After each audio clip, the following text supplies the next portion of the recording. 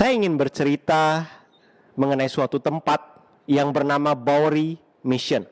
Nah, di Bowery Mission ini adalah suatu tempat di mana mereka melayani orang-orang yang baik itu orang-orang gelandangan maupun orang-orang yang tidak punya rumah, homeless, di mana mereka melayani mereka, memberikan tumpangan, tempat tinggal, makanan, minuman, hingga mereka sanggup berdiri di atas kaki mereka sendiri.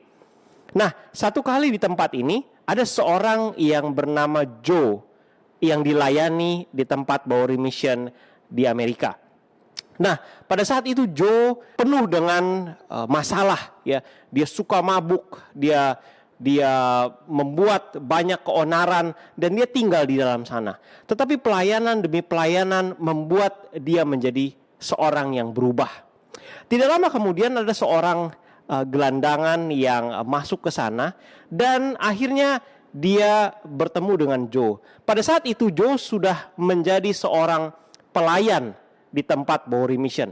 Jadi mereka yang sudah berubah, mereka sekarang menjadi seorang yang mau melayani dan tinggal di tempat Bowery Mission ini. Nah, seorang gelandangan yang baru masuk ini ketika dia mengenal Joe, hatinya sangat tersentuh dan dia mengatakan, mengapa ada orang seperti Joe yang begitu baik. Jadi satu kali pada saat itu diadakan suatu pertemuan agama, suatu kebaktian, dan setelah pengkhotbah selesai berkhotbah, tiba-tiba gelandangan tadi itu lari ke depan mimbar pengkhotbah dan berkata, Tuhan bantu saya seperti Joe, make me like Joe, buat saya seperti Joe, katanya. Lalu tidak lama kemudian si pengkhotbah ini datang dan mengatakan, Pak, apa yang Bapak katakan kurang tepat, Pak. Sebenarnya apa yang seharusnya Bapak doakan adalah make me like Jesus. Bantu saya, buat saya seperti Yesus. Lalu si gelandangan ini dengan muka yang tertegun bertanya kepada si pengkhotbah, Pak, siapa Yesus, Pak? Emang Yesus itu seperti Joe? Nah, sangat menarik bahwa seringkali tidak ada banyak yang mungkin mengenal Yesus, tapi mereka mengenal kita sebagai representatif dari siapa yang kita sembah. Pada saat ini saya ingin berbicara mengenai suatu cerita yang sangat-sangat sering kita dengar. Berbicara mengenai orang-orang Majus. Tapi sebelum kita masuk ke dalam pokok bahasan kita, mari sama-sama kita berdoa. Bapa di sorga, kami akan belajar mengenai firman-Mu Tuhan. Pimpin kami, khususnya hamba-Mu, berikan kepada hamba-Mu Roh Kudus, dan biarlah hamba-Mu berbicara sesuai dengan apa yang Engkau ingin katakan. Sembunyikan hamba-Mu di balik salib Yesus. Di dalam nama Yesus kami berdoa dan mengucap syukur. Amin. Pada saat ini saya ingin bercerita mengenai cerita tentang orang Majus. Nah, cerita ini begitu terkenal. Bahkan begitu terkenalnya, orang yang tidak pernah baca perikop ini atau tidak pernah baca Alkitab, mereka mengetahui akan ceritanya. Begitu terkenal sehingga orang yang baca Alkitab lebih kenal cerita yang beredar, ya, orang yang terbiasa baca Alkitab lebih tahu cerita yang beredar dibandingkan dengan sebenarnya apa yang tertulis di dalam Alkitab. Apakah Anda tidak percaya? Kalau Anda tidak percaya, saya mau mengajukan pertanyaan yang sangat menarik. Menurut Anda ada berapa orang Majus itu? Kalau jawaban Anda 3, maka sebenarnya Anda keliru.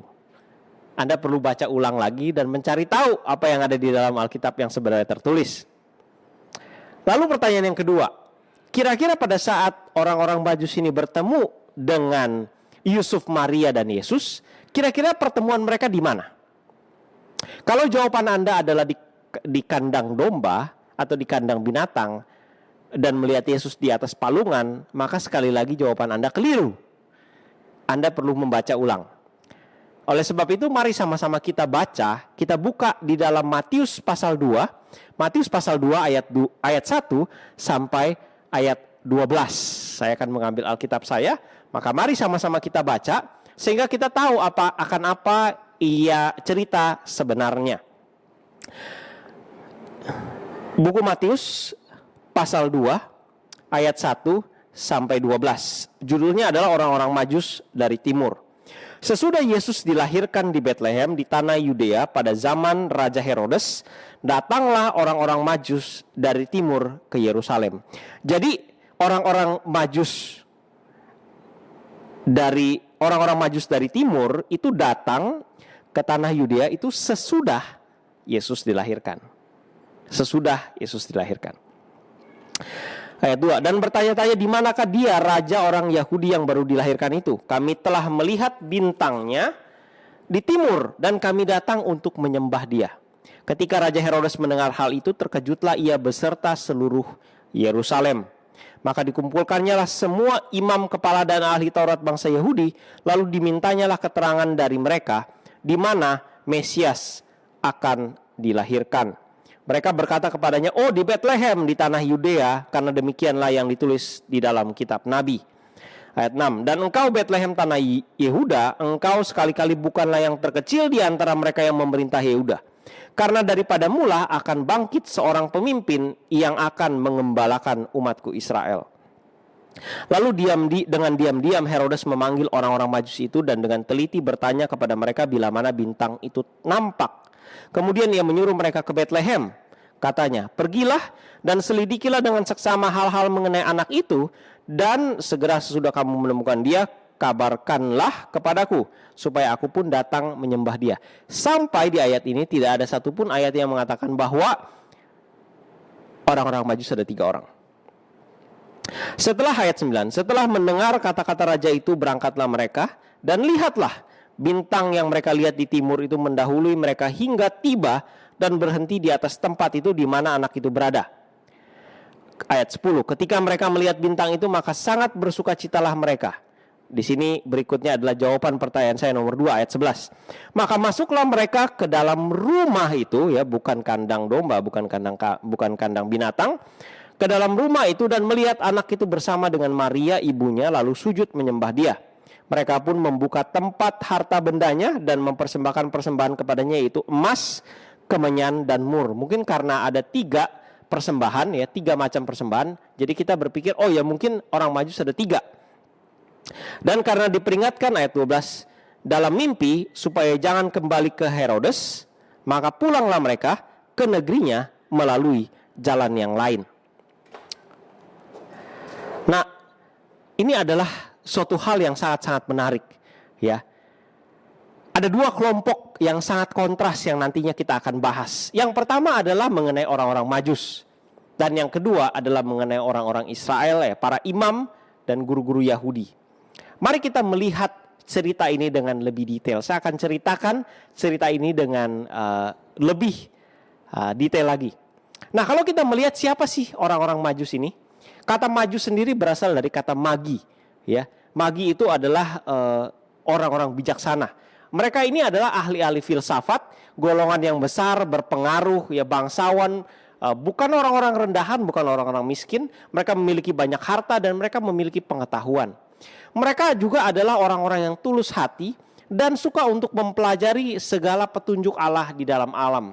Mereka lah yang melihat akan perbintangan dan mengetahui bahwa ada sesuatu hal yang terjadi, sesuatu hal yang dahsyat yang terjadi datang di arah Yehuda atau datang di arah tanah Israel. Satu kutipan di dalam buku Kerinduan Segala Zaman mengatakan, terang Allah bersinar di tanah kegelapan kekafiran. Sementara orang Majus ini mempelajari akan angkasa, mempelajari akan bintang-bintang yang begitu indah, yang menarik. Ada tampak di antaranya kemuliaan halik. Dan mereka berpaling kepada Alkitab Ibrani, tulisan-tulisan nubuat yang meramalkan akan kedatangan seorang guru ilahi. Orang-orang Majus ini mempelajari dengan kesukaan bahwa kedatangan raja itu sudah sangat dekat. Dan bintang besar yang sebenarnya adalah sekumpulan besar malaikat sedang mau menuntun mereka kepada terang yang lebih besar. Nubuatan Bileam di sisi yang lain menyatakan bahwa bintang terbit dari Yakub, keturunan Yakub, tongkat kerajaan timbul dari Israel. Bilangan 24 ayat 17. Dan orang Majus telah menyambut baik terang kebenaran yang dikirim dari surga. Dengan perantaran mimpi mereka disuruh mencari raja yang baru lahir itu. Jadi mereka mendapatkan mimpi, mereka melihat tentang perbintangan dan ada suatu hal yang menarik. Dan mereka akhirnya berpaling kepada tulisan-tulisan akan orang-orang Ibrani. Nah, jarak perjalanan dari tempat orang-orang Majus ini tinggal, yaitu di Persia, menuju ke Yerusalem itu sangat jauh. Itu sejauh 2.261 kilometer ya kalau saya cek di Google Maps. Nah, perjalanan ini membutuhkan waktu yang cukup lama ya. Kalau naik mobil sih mungkin cuma 1 hari lebih dikit ya. Tapi pada saat itu kan belum ada mobil. Mereka harus berkendara dengan unta atau mereka jalan, dan mereka tidak mungkin berjalan hanya 3 orang karena sangat berbahaya ya, bisa dirampok dan lain sebagainya. Jadi orang-orang Majus ini adalah orang-orang yang cukup banyak. Mereka datang bergerombol. Dan kutipan itu melanjutkan bahwa ketika mereka tiba di negeri Israel, mereka menuruni Bukit Zaitun dan Yerusalem sudah kelihatan. Tiba-tiba bintang yang tadinya menuntun mereka berjalan dari Persia datang menuju kepada Yerusalem, tiba-tiba hilang, lenyap dari pandangan mereka. Dan tapi karena mereka sudah melihat kota Yerusalem ini, mereka dengan langkah yang sangat senang, penuh pengharapan, mereka maju terus, berharap dengan yakin bahwa kelahiran Mesias atau kelahiran Raja itu menjadi buah mulut, buah bibir yang membuat mereka penuh dengan kegirangan. Dan pada saat itu mereka penuh dengan keingintahuan. Tetapi anehnya ketika mereka masuk ke kota Yerusalem, mereka tidak mendapati ada kegembiraan, tidak mendapati bahwa cerita ini diceritakan oleh banyak orang. Awal mula kedatangan Mesias tidak disambut baik oleh umatnya sendiri. Dan akhirnya orang-orang Majus mencoba untuk pergi ke Bait Suci. Tapi dengan keheranan mereka tidak mendapati sesuatu apapun yang nampaknya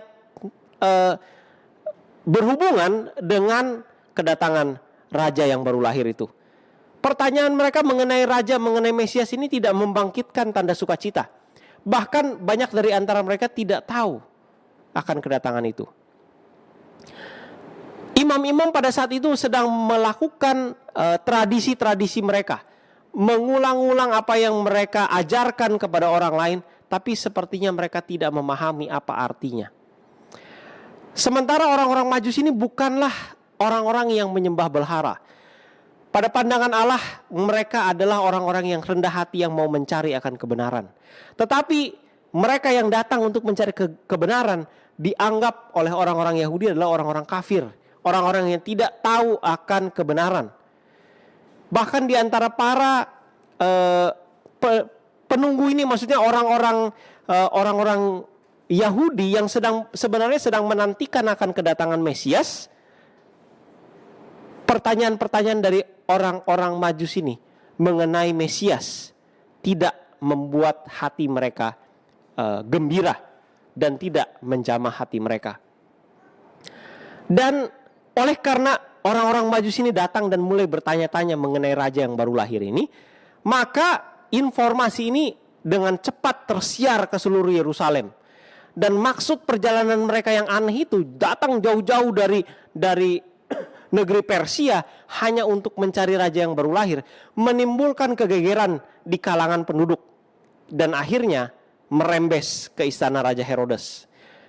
Pada saat itu Herodes mencurigai bahwa imam-imam berkomplot dengan orang-orang asing untuk membuat orang-orang ramai itu memiliki euforia yang sangat tinggi untuk menyambut Raja yang baru. Ya, dan ketakutan timbul di dalam dirinya karena dia takut bahwa dia mungkin akan digulingkan dari tahtanya. Pada saat itu akhirnya Herodes menanyakan perihal Raja yang baru lahir itu kepada orang-orang Majus. Dia memanggil orang-orang Majus itu dan tanya apa yang sedang mereka tujukan ya pada saat mereka datang. Lalu orang-orang Majus ini cerita dan menceritakan apa yang mereka dapatkan.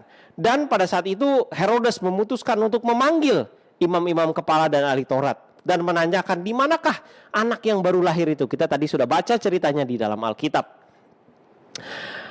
Imam-imam dan tua-tua Yerusalem sebenarnya bukan tidak tahu mengenai kelahiran Kristus sebagaimana mereka seharusnya. Laporan tentang kunjungan malaikat kepada gembala-gembala itu sebenarnya sudah ada datang kepada Yerusalem. Jadi sebenarnya sebelum kedatangan orang-orang Majus ini, para imam-imam ini sudah tahu tentang cerita mengenai kedatangan Mesias dari gembala. Ya, kita kita masih ingat ceritanya bahwa gembala-gembala itu disuruh pergi oleh malaikat untuk kabarkan akan kedatangan Mesias. Dan sebenarnya para imam-imam kepala dan rabi sudah tahu, tapi mereka masa bodoh. Dan ketika orang-orang Majusi itu yang datang dan bertanya mengenai kelahiran Mesias, di mana raja orang Yahudi yang dilahirkan itu? Karena mereka sudah melihat bintangnya di timur dan kami datang untuk menyembah dia. Kalau kita lihat orang-orang Yahudi, karena kesombongan hati mereka tidak terlalu peduli akan kedatangan Mesias.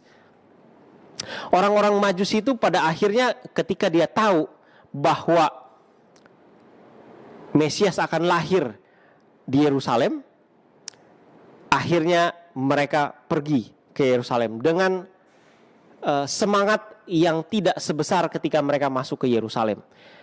Coba kalau kita mau bayangkan ya, bahkan imam-imam kepala, orang-orang yang mengerti akan apa yang sudah dituliskan dari nubuat, mereka sebenarnya tidak terlalu peduli dan mereka hanya katakan, oh ya, itu raja itu akan lahir di Bethlehem. Pergi ke Bethlehem. Mereka tidak peduli dan mereka masa bodoh. Ya. Pemimpin Yahudi ini masa bodoh, dan ketika orang-orang Majus ini meninggalkan Yerusalem, hati mereka sedih. Tapi sangat menarik ketika orang-orang Majus ini keluar daripada Yerusalem, dia melihat bintang itu muncul lagi. Mereka melihat bintang itu muncul lagi dan mereka berjalan, ya seperti yang tadi Alkitab katakan, mereka berjalan menelusuri mengikuti tuntunan daripada bintang-bintang itu. Dan akhirnya ayat 11 Matius pasal 2 mengatakan, ketika mereka sampai, masuklah mereka ke dalam rumah itu dan melihat anak itu bersama dengan Maria ibunya, lalu sujud menyembah dia. Ketika mereka masuk ke dalam rumah itu, mereka melihat anak kecil itu bersama dengan Maria. Lalu sujudlah mereka menyembah Yesus. Dengan penyamaran Yesus yang seharusnya raja, tetapi di dalam kehinaan, mereka mempersembahkan persembahan mereka, yaitu emas, kemenyan, dan mur. Dan kita tahu ceritanya setelah mereka sudah bertemu, orang-orang Majus ini sudah bertemu dengan Yesus. Di malam itu mereka mendapatkan mimpi dan diminta oleh Tuhan untuk tidak kembali melalui jalan yang sama. Mereka tidak pulang melalui jalan yang sama dan bertemu dengan Herodes. Mereka pulang melalui jalan yang lain. Satu kalimat yang sangat menarik. Pulang melalui jalan yang lain. Kita akan bahas lebih dalam mengenai cerita ini. Kita mau lihat siapa dua kelompok itu. Dan kita mau bahas lebih dalam mengenai dua kelompok. Orang-orang Majus dan imam-imam kepala orang-orang Israel. Orang-orang Majus ini melambangkan orang-orang yang tidak tahu kebenaran. Mereka hanya mengetahui sedikit, tidak tahu siapa atau apa itu Mesias. Dan terkecuali Tuhan campur tangan dan memberikan mereka mimpi, memberikan mereka tanda-tanda di langit, mereka tidak akan mungkin tahu, dan mungkin mereka akan mati. Mereka mati di dalam ketidaktahuan mereka. Mereka memiliki pengetahuan dunia, tetapi mereka dengan rendah hati mencari ilmu sehubungan dengan Tuhan, ilmu tentang surgawi. Mereka melihat keadaan alam, mereka melihat keadaan dunia sekitar mereka, dan mereka menyadari bahwa ada sesuatu hal yang datang, sesuatu hal yang sangat penting yang akan terjadi, dan mereka mencari tahu. Mereka tidak tahu banyak, tetapi dari pengetahuan mereka yang sedikit itu, mereka memiliki iman dan mencari tahu. Sebaliknya, para imam, ahli kitab dan tua-tua Yahudi, mereka melambangkan orang-orang yang kenal dengan Yesus. Mereka tahu siapa Mesias itu. Bahkan mereka mengkhotbahkan bahwa akan ada raja yang akan datang lahir. Turun-temurun mereka dipercayakan akan pengetahuan yang begitu indah. Pengetahuan tentang pertentangan yang besar. Pengetahuan tentang seorang raja yang akan menyelamatkan mereka. Mereka tahu persis dengan apa yang namanya kebenaran. Tetapi mereka tidak merasa bahwa mereka perlu campur tangan Tuhan untuk mereka dapat selamat. Mereka merasa bahwa dengan kebangsaan mereka, dengan darah mereka yang adalah keturunan Abraham, mereka merasa bahwa mereka sudah selamat. Mereka sombong secara rohani. Lalu, apa hal lain yang kita bisa pelajari? Apa modal mereka kalau kita mau lihat? Orang-orang Majus hanya memiliki sedikit saja terang kebenaran, tetapi mereka melakukan apa yang mereka tahu. Mereka berjalan dengan iman yang besar seperti Abraham. Ya, Abraham hanya dipanggil untuk keluar. Dia tidak tahu kemana harus pergi. Dia tidak tahu bagaimana caranya jalan ke tanah perjanjian itu. Tetapi Abraham mengambil keputusan untuk percaya akan apa yang dia ketahui. Sama dengan orang Majus ini. Ketika mereka melihat akan bintang itu, dan mereka mempelajari akan tulisan-tulisan Ibrani, apa yang mereka dapatkan di dalam mimpi mereka, itulah modal mereka. Modal yang sedikit. Mereka tidak tahu kebenaran, mereka tidak tahu mengenai bait suci, mereka tidak tahu mengenai nubuatan tentang kedatangan Yesus. Mereka tidak tahu mengenai hukum Taurat, mereka tidak tahu mengenai haram dan halal. Mereka tidak tahu, tapi mereka hanya tahu satu hal, bahwa akan ada raja yang datang. Dan dengan iman, dengan pengetahuan yang sangat sedikit, mereka percaya dan mereka mengambil keputusan untuk mengikuti apa tuntunan Tuhan. Tetapi sebaliknya orang-orang Yahudi, mereka memiliki pengetahuan dan terang yang begitu melimpah. Mereka diberikan oleh Tuhan turun-temurun dengan pengetahuan yang banyak. Tetapi bukannya mereka melakukan apa yang mereka ketahui dengan iman, tetapi mereka justru menutup keselamatan dari orang lain. Ya, masih ingat ceritanya ketika orang Majus itu datang, mereka acuh tidak acuh. Mereka tidak terlalu pusing, mereka tidak memberikan jawaban yang menarik buat orang-orang Majus yang datang. Mereka tahu kebenaran, tetapi justru mereka menutup kebenaran itu. Mereka menutup jalan keselamatan itu dari orang lain.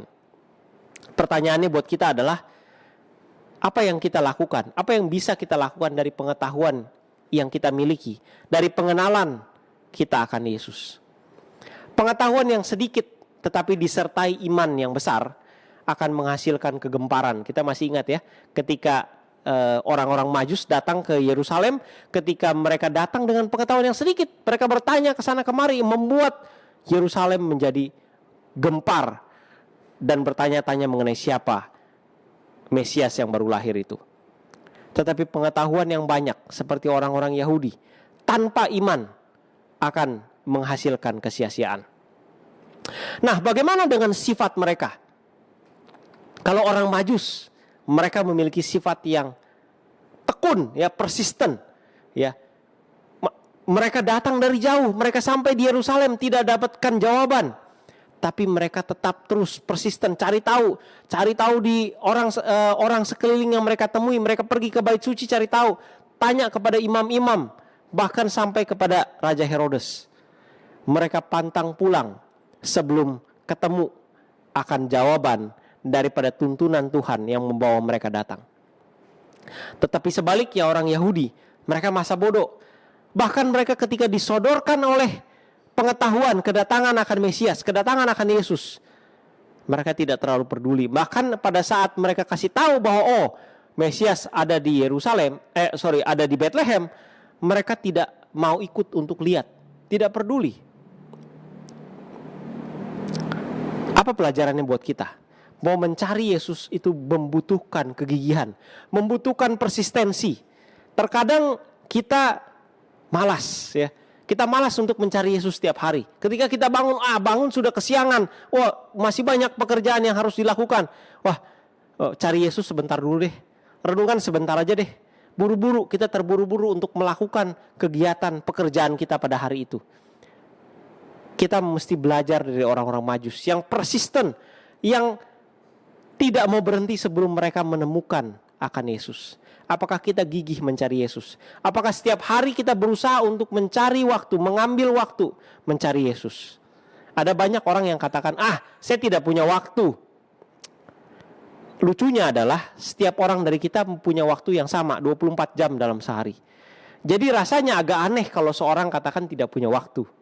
Sebenarnya bukan tidak punya waktu, tapi prioritasnya tidak ada. Ya, kalau dia punya prioritas ke sana, pasti dia akan cari.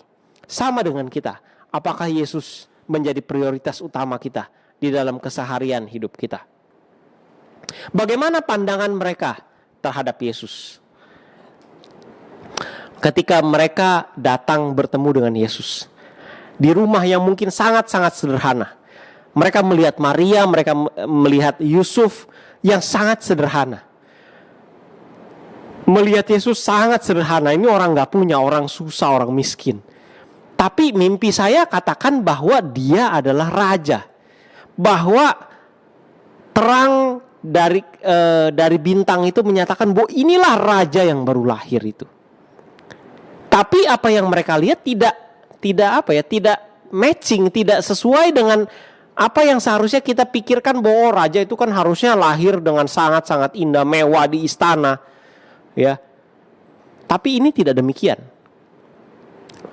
Tetapi justru apa yang menjadi langkah tindakan orang-orang Majus ketika mereka bertemu, walaupun di dalam kesederhanaan, mereka tetap mengakui Yesus sebagai raja dan mempersembahkan persembahan mereka.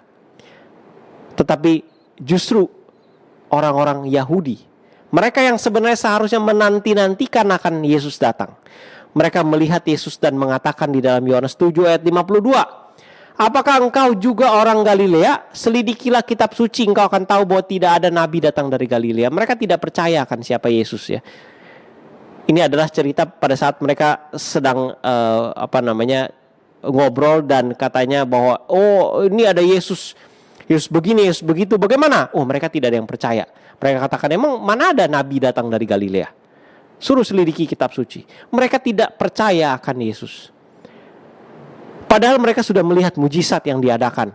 Mereka sudah melihat bagaimana Yesus menyembuhkan, memberikan makan orang banyak, tapi mereka tidak percaya. Sebagai gantinya, orang-orang Majus tidak melihat akan mujizat. Mereka hanya bergantung kepada bintang, mereka hanya bergantung kepada tulisan tulisan nubuatan Ibrani yang mungkin sangat sedikit, dan mimpi, dan mereka percaya. Dan mereka akhirnya mengakui Yesus adalah Mesias dan memberikan persembahan mereka. Bagaimana dengan kita? Apakah kita seperti orang-orang Yahudi yang walaupun dengan bukti-bukti yang dinyatakan, kebenaran yang dinyatakan di dalam Alkitab, kita masih tidak percaya? Tetapi justru orang di luar sana yang tidak kenal dengan Yesus, ketika mereka mendapatkan mimpi, mereka dituntun oleh mimpi, mereka datang kepada kebenaran. Dan jangan sampai kita sebagai yang tahu tentang kebenaran, kita justru menutup pintu keselamatan dan menolak orang-orang yang datang berdasarkan apa yang mereka ketahui. Apalagi, apa yang kita bisa pelajari lagi? Kita tahu bahwa orang-orang Majus membawakan 3 persembahan. Ya, mereka mempersembahkan emas, kemenyan, dan mur. Untuk mencari, untuk bertemu dengan Yesus, membutuhkan pengorbanan. Orang-orang Majus ini sebelum mereka melakukan perjalanan yang sangat jauh, mereka mempersiapkan persembahan mereka. Mereka menempuh jarak 2000 km lebih dari tempat mereka di Persia sampai ke Yerusalem. Bahkan mereka tidak tahu apakah mereka akan bertemu dengan raja itu atau tidak. Tetapi mereka siap berkorban untuk bertemu dengan Yesus. Mereka bahkan bisa saja mereka dirampok di tengah jalan. Ada banyak sekali masalah yang mereka mungkin hadapi. Mereka mungkin tidak akan ketemu. Tapi mereka punya satu kegigihan, bahwa mereka harus mencari tahu dan bertemu dengan Yesus. Apa yang kita korbankan ketika kita mau bertemu dengan Yesus? Ada banyak orang yang tidak bersedia menyerahkan rasa nyaman mereka, tidak bersedia untuk menyerahkan dosa mereka, tidak bersedia untuk menyerahkan kecintaan mereka kepada uang, entertainment mereka, selera mereka untuk bertemu dengan Tuhan. Apakah kita mau berkorban untuk mencari dan bertemu dengan Yesus? Mungkin pada saat kita ketemu dengan Yesus, kita menyadari, oh ya Tuhan, ini masih menjadi kesalahan saya. Mungkin Tuhan tunjukkan kepada saya, oh Tuhan, ini masih dosa saya. Apakah kita mau menyerahkan dosa kita kepada Tuhan? Dan kita mau katakan, Tuhan, iya, ubahkan saya.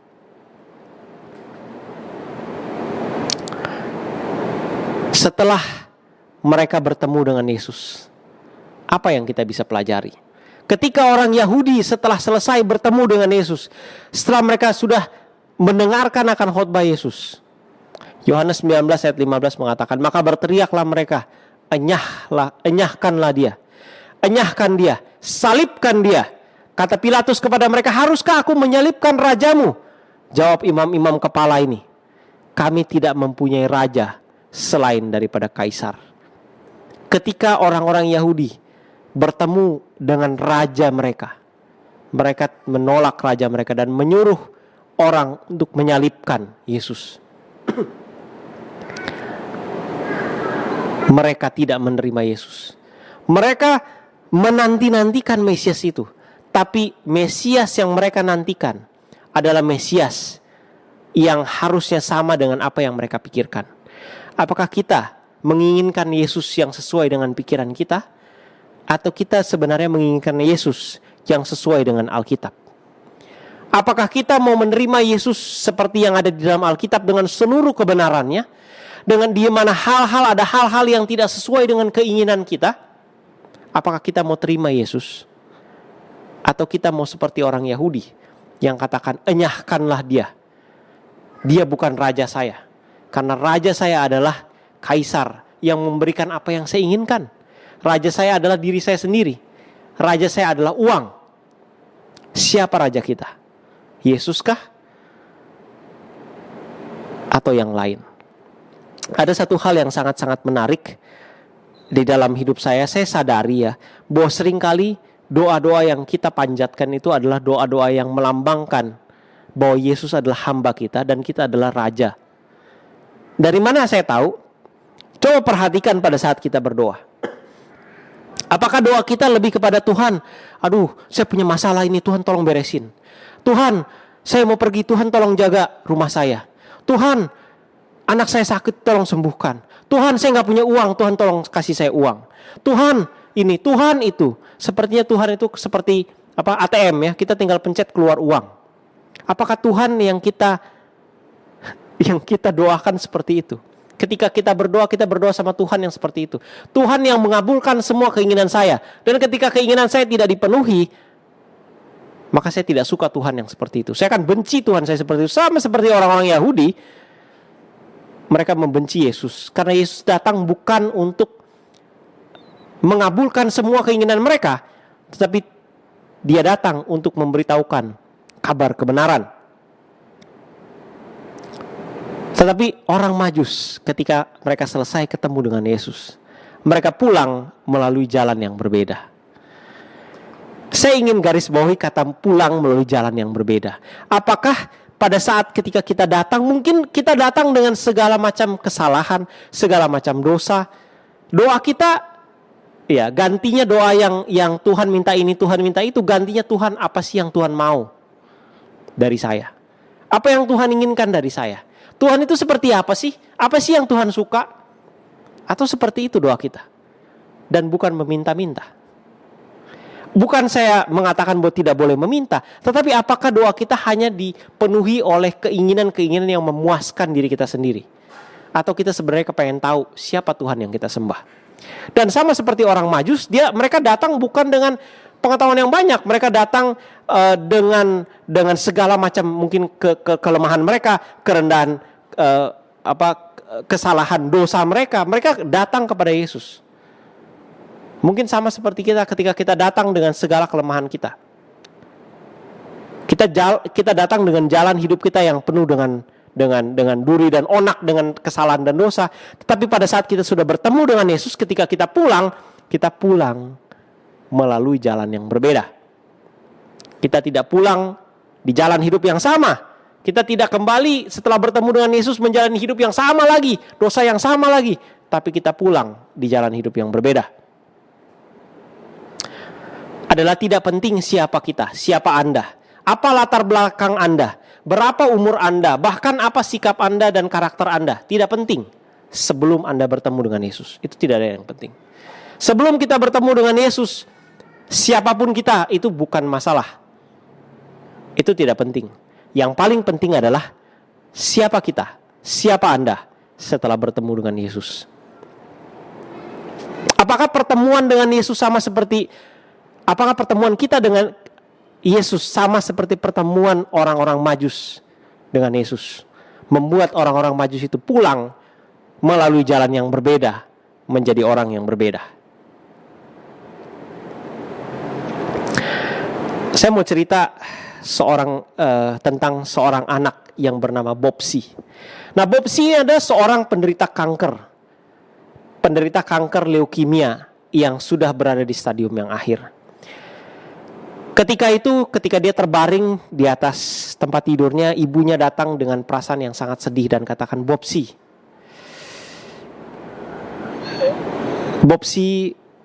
apa sih sebenarnya yang Bobsi cita-citakan? Daripada Bobsi bersedih, mari kita berpikir, mari kita membayangkan angan-angan apa yang kamu suka, apa yang kamu impikan. Lalu Bobsi itu katakan, Mah, aku kepengen sekali jadi pemadam kebakaran.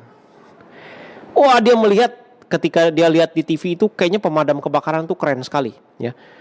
Jadi fireman katanya. Wah, keren sekali. Lalu ibunya bilang, wah, kamu suka ya untuk jadi pemadam kebakaran. Waduh, tapi ya, lalu mereka berceritalah ya mengenai betapa indahnya, betapa kerennya jadi seorang pemadam kebakaran. Lalu setelah itu ibunya berpikir-pikir, apa yang saya bisa bikin ya tentang si Bobsi,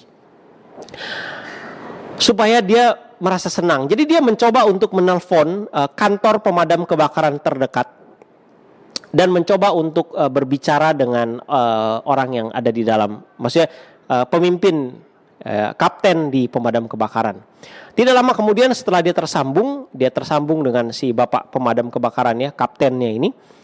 Lalu dia ceritakan, Pak, saya punya anak ya, anak saya namanya Bobsi, dia kanker stadium akhir ya, leukemia. Dia kepengen sekali jadi pemadam kebakaran. Mungkin boleh nggak saya bawa dia untuk datang ya, lihat-lihat aja di kantor bapak ya, melihat semua staf pemadam kebakaran dan lain sebagainya, supaya dia rasanya senang gitu ya kan. Ya mungkin ini permintaan terakhirnya lah gitu ya. Lalu si kapten ini ditelepon, oh, saya bisa melakukan lebih daripada yang ibu minta.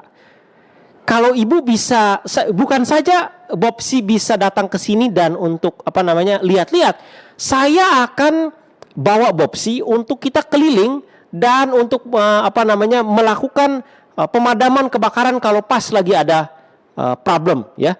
Saya akan bawa dia, dan saya mau berikan yang lebih lagi, kalau ibu bisa kasih sama saya ukuran badan daripada Bobsi, kita akan bisa buatkan bajunya dan mungkin bisa selesai dalam tempo waktu hanya 2 hari ya.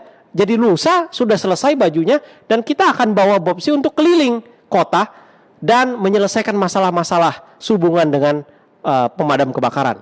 Wah, si ibunya itu menjadi sangat senang dan berpikir, wah, ini adalah satu hal yang sangat menarik. Oke Pak, nanti saya akan siapkan. Lalu singkat cerita, ukurannya sudah diberikan, dan pada hari itu tiba-tiba mobil pemadam kebakaran dengan sirine yang menguing-nguing datang dan sampai ke rumah daripada Bobsi. Ya, ibunya menyembunyikan cerita ini daripada Bobsi, dan Bobsi begitu dengar, loh, kok ada mobil pemadam kebakaran? Jangan-jangan ada kebakaran. Oh tidak Bobsi, ini adalah kapten pemadam kebakaran menjemput kamu untuk jadi staf khusus ya, anggota khusus yang akan dibawa berkeliling hari ini. Wah, dia sangat senang ya. Dia yang tadinya agak sakit-sakit, dia mulai bangkit dan dia mulai mengganti bajunya dan pakai baju pemadam kebakaran. Wah, terus dia katakan, Mama, aku keren gak? Wah, kamu keren.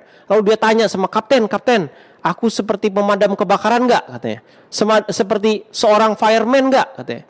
Lalu kapten itu katakan, kamu bukan saja seperti, kamu adalah anggota kami.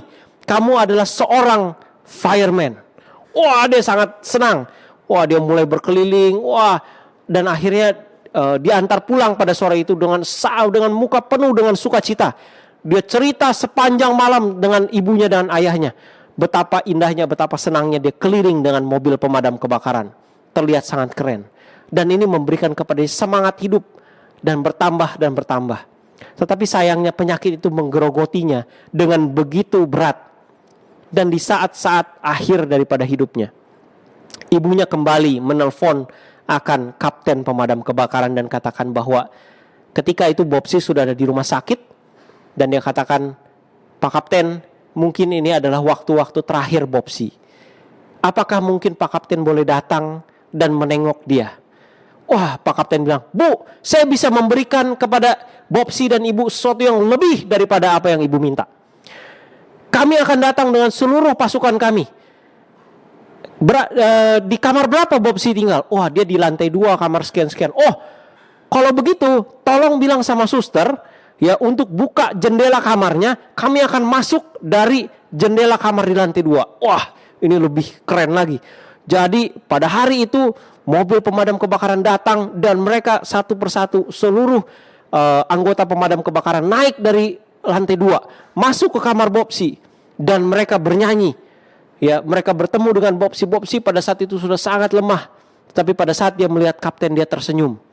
Dia begitu bahagia dan dia katakan, "Kapten, saya senang menjadi seorang pemadam kebakaran." Wah, pada saat itu kapten menyematkan akan satu lencana bintang kepada Bobsi dan katakan, "Bobsi, kamu adalah anggota pemadam kebakaran yang terhebat, terkecil tapi terhebat. Kamu adalah sangat pemberani." Wah, Bobsi sangat senang sekali. Dan di dalam kebahagiaannya, akhirnya dia menutup mata dan meninggal. Saudaraku yang terkasih dalam Tuhan, kita sama seperti Bobsi. Kita adalah penderita kanker. Kita adalah seorang pendosa yang seharusnya mati terbakar di api neraka. Tetapi Yesus seperti kepala pemadam, seperti kapten pemadam kebakaran itu, pemadam kebakaran api neraka yang datang dan memberikan semangat kepada Bobsi, memberikan semangat kepada kita, menyelamatkan kita dari api neraka. Dan Tuhan mau kita juga menjadi seorang pemadam kebakaran, seorang fireman yang menyelamatkan orang lain dari api neraka. Apakah kita juga mau bertemu dengan si kapten pemadam kebakaran itu? Yesus yang adalah penyelamat kita, yang akan menyelamatkan kita dari api neraka. Dan ketika kita sudah bertemu dengan Yesus setiap hari, apakah kita mau menjadi seperti Yesus, menyelamatkan orang lain dari api neraka? Jikalau ini doa dan harapan kita, mari sama-sama kita berdoa. Bapa di sorga, kami mengucap syukur Tuhan sudah memberikan kepada kami pelajaran mengenai orang-orang Majus. Orang-orang yang tidak kenal dengan kebenaran, tetapi mereka mencari akan Engkau dan menemukan Engkau dan menjadi pribadi yang berubah. Biarlah ya Tuhan kami juga seperti mereka. Biarlah kami menjadi orang-orang yang berubah Tuhan, menjadi seperti orang-orang Majus, pulang dengan jalan hidup yang berbeda. Kembali setelah bertemu dengan Yesus, menjalani hidup yang berbeda. Ubahkan kami Tuhan. Biarlah Tuhan kami boleh menjadi seperti Yesus. Di dalam nama Yesus yang indah. Amin.